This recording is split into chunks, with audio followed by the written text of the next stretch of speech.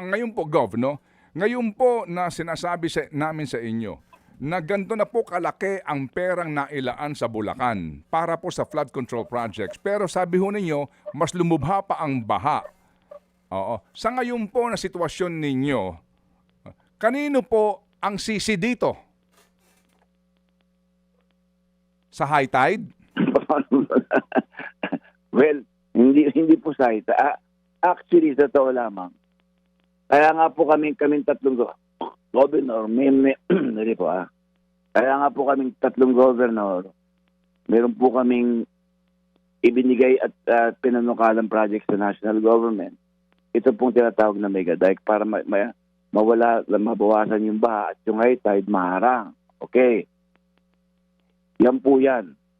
Ngayon, yung mga project nila kasi actually, sa totoo lang Kuya Ted, Boss Ted, hindi po talaga dumaan sa akin. Kaya nga po hindi sila nakipag-coordinate sa amin.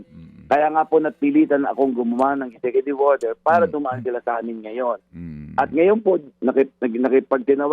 tinawag ko po yung mga bagong minitin ko po yung mga bagong opisyales ng DPWH para malaman ko ngayon at makipag-coordinate sila sa akin. Kasi noong nakaraan talaga hindi po nakipag-coordinate. Minsan lang po silang kumuusap sa akin. Minsan lang, yung mga nagdaan. Opo. Kasi nung humihingi sila ng PDC resolution para doon sa kanilang... Okay, sige. Ganito. Okay. Sige po. So, Gov, ito po, huli kong tanong.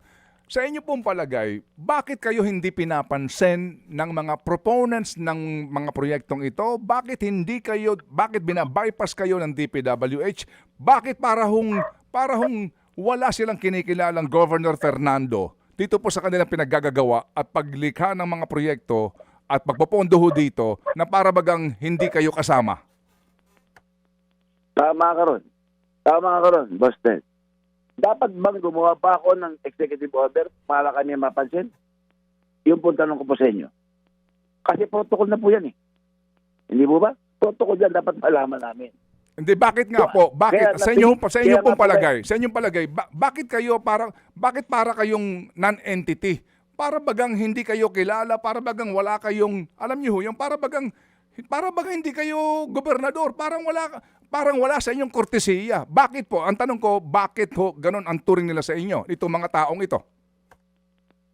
Hindi na naman po siguro sa akin. I think, pati doon sa ibang gobernador, ganun din ginawa. Ewan ko po, hindi ko po alam kung bakit nangyari yan.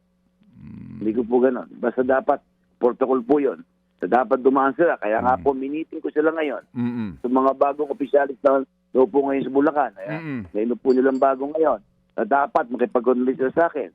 Yun, humingi din sila ng sorry sa akin. Hindi nakapag-coordinate yung nakaraan. Ngayon nga ako, hindi po pwede gano'n. Kaya nga po, kailangan ko bang gumawa ng executive order? Sabi ko nga sa kanila, para kayo ay makapag-coordinate sa amin. Sige. Dapat may acceptance pa. Dapat meron sa kapitan, sa mayor. Opo. Sige. Pagkatapos, hindi po ba? Opo, sige po. So, Gov. Hindi nga po Boss Ted eh. Dapat bang ibaliwala kami? Dapat bang mawala kami sa picture, di po ba? So, kinakailangan malaman namin lahat ng gagawin nila. Ngayon, ultimo building, lahat kinakailangan malaman namin. Sige. Kasi para magbantay na at intrasan po natin yung ating provincial engineering office para magbantay. Sige po. Okay. Ngayon po, dito ibabantayan nila. Dalawa, yung project namin at saka yung project nila. Mga kapatid, patuloy po kayong tumutok sa 105.9 True FM para sa totoong balita, impormasyon, music, and entertainment. Mag-subscribe sa aming YouTube channel at podcast at sundan nyo kami sa Facebook, Instagram, X at TikTok sa True Network PH. Bisitahin din po ang aming official website, truefm.ph. At panoorin din kami sa True TV Signal, Channel 19. Kami po ang 105.9 True FM. Laging true sa'yo, kapatid.